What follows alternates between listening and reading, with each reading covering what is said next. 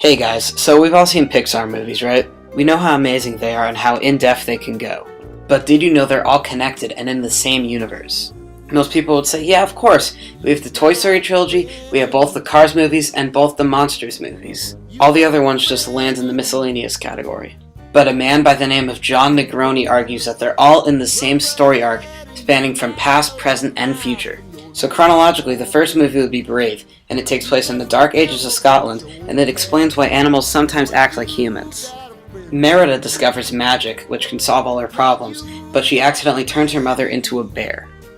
Now, we also know the person who best uses this magic is a witch that also is fascinated with bears. She turned the antagonist of the movie into a bear permanently, and that is the only other transformation that we know of, but we can assume that the witch did other experiments with animals. It's also important to note that the brooms, which are inanimate objects in her room, move around, and when she walks out the door and walks back in the door, the contents of the room change. But the most important thing about this is that animals are getting human characteristics, thus becoming more intelligent. So I know this sounds weird, but what Pixar is going to set up is a power struggle between humans, animals, and artificial intelligence. Now fast forward many years in Ratatouille, where Remy the rat wants to learn how to cook, and it turns out he's better than most humans. But the information that animals are getting smarter does not stay secret, because the antagonist of the movie, Chef Skinner, will let the whole world know about it, which will lead us into Up, where Charles Muntz invents a device that harnesses the thoughts of animals, mainly his dogs, through a high-tech collar. He does this so his dogs can capture the rare bird Kevin, but that's besides the point. This indicates that Muntz dogs are smart, and are more like humans than we think. But Doug and the other animals are set free after Muntz's death, and we don't know the full implications of it, but we know the friction between humans and animals are steadily growing. Also in Up, we are introduced to By and Large, which is the faceless corporation who seized Carl's house and will eventually assume control of the entire planet Earth. It's also the batteries that power Buzz. Now in Finding Nemo, Marlin gains enough intelligence where he successfully trans-navigates the entire ocean to rescue his son from the humans.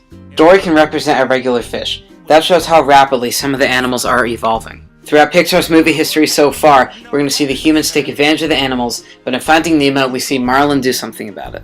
Now that's as much animal progression as we have so far, but with Finding Dory coming out soon, we should learn more. But Bug's life is animals, so why aren't we talking about them now? Well, you're getting ahead of yourself, it's a little later. The humans are evolving too, in the form of supers. There are also supervillains too, and Syndrome creates the AI killing machine called the Amnidroid. This robot was supposed to kill the Incredibles, thus giving Syndrome credibility, but once it comes in human contact, it just goes on a rampage. This is Mr. Incredible talking about the Omnidroid. He says, it got too smart to wonder why it had to take orders. So if the AI have an understanding of what's happening, why do they randomly start attacking humans? Do some machines just inherently hate humans? The Toy Story trilogy kind of answers this question. But how did the toys actually come to life? Well, Syndrome created zero-point technology, which is literally, and I quote, electromagnetic energy that exists in a vacuum. This unseen energy we find in wavelengths would be a reasonable explanation for why the toys get their powers. Throughout the trilogy, the toys, or AI, become fed up with how the humans are treating them. In the first movie, all the toys rise up against Sid.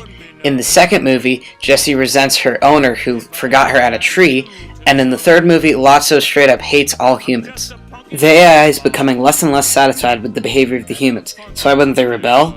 Well, if the toys are neglected long enough, they lose the ability to come to life. Humans give the AI power, so humans need machines as much as the machines need humans. The machines still want to be in control. Thus we enter, By and Large is going to pollute the Earth so bad that all the humans are going to have to leave. It's possible that the animals could have tried to rise up against the humans to stop the pollution, but we know they get stopped by the machines, and even if that's not the case, we know that there are no animals left anyways, because all that's left is Cars, the incredibly advanced AI that's super intelligent and they have humanistic traits. The machines make everything so out of whack that the humans have to get out on By and L's axiom. We know the Cars are on Earth because of all the places they visit in Cars 2. But the machines need the humans to live. So with them not around, they have an energy crisis. So the cars eventually run out of fuel and die out, which is going to lead us to WALL-E. The machines on the ship manipulate the captain into him treating all of the people on the ship like toys.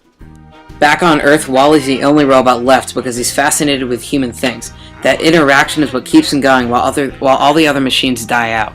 At the end of the movie, all the humans return to Earth and they plant a tree.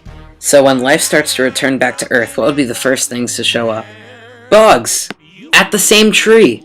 So needless to say, this is going to take place in the very far future. We know this because the bugs have built cities and inventions, and Flick is only warned not to leave because of birds, snakes, and bigger bugs, but no humans. So the machines, animals, and humans are all living on Earth happily together until the monsters show up. So this is the farthest into the future that the movies go. And the only real explanation for what the monsters can be is that they are personified animals that mutated after the deserted Earth was deserted for 800 years, basically. But they're living in a world with barely any humans, and what we learned is that everything needs humans to survive. So the monsters literally make a door to the past, which are little time-traveling doors, which lets the monsters go into little kids' rooms to collect their screams or laughter to use as fuel. But because of the whole by and large thing, that's why the monsters are so afraid of the humans. But Boo gets through, and Boo and Sully fall in love. But Sully has to go, so Boo will never see Sully again. But Boo knows there's another world out there, and she devotes her life trying to get back. Boo will travel the world, where she eventually ends up in Scotland and finds magic. She'll use the magic to travel back in time to the Dark Ages, where she will become the witch from Brave. If that wasn't convincing enough, there's also a carving of Sully in the witch's workshop, and a model of the Pizza Planet truck. When the witch opens and closes the door to her house, the contents of the inside changes, and she's obsessed with bears, which Sully clearly looks like. I would like to hope that they reunite, but we never really know for sure. What we do know for sure is that it's an ongoing cycle, and that Pixar is really cool for doing this. So, I'm Chillin' Like a Villain. I'll see you guys very soon.